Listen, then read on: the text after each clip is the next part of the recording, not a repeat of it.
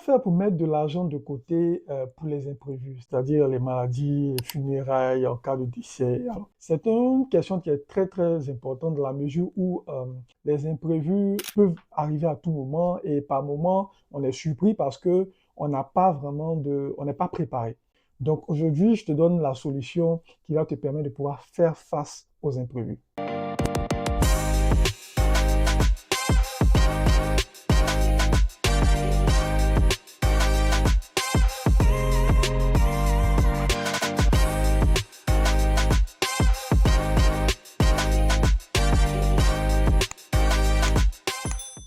Mon nom, c'est Charles Aboké, je suis coach en gestion des finances personnelles.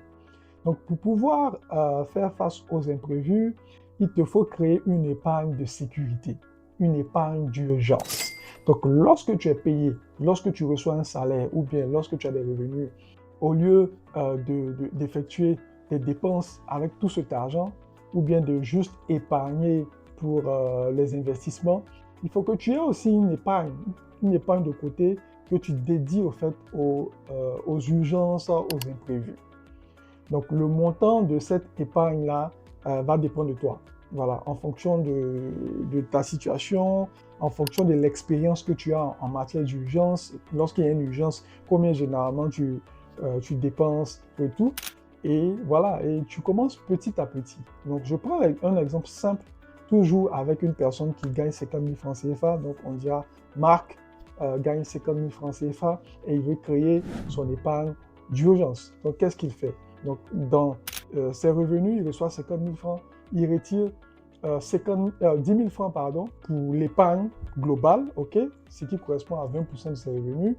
Et dans les 10 000, il a 5 000 francs, par exemple, qu'il met de côté pour l'épargne de sécurité. Donc, on a 5 000 francs pour une épargne peut-être pour des investissements et les autres 5 000 francs CFA, c'est son épargne de sécurité. Donc, chaque mois, quand il n'a pas d'urgence, il accumule cet argent-là.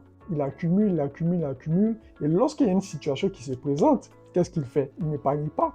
Il part dans son épargne de sécurité, il récupère le montant et il gère cette urgence-là. Tout simplement. Donc, ça lui évite tout ce qui est stress, tout ce qui est pression, qui est panique, parce qu'il a été organisé et il a planifié cette épargne de sécurité-là.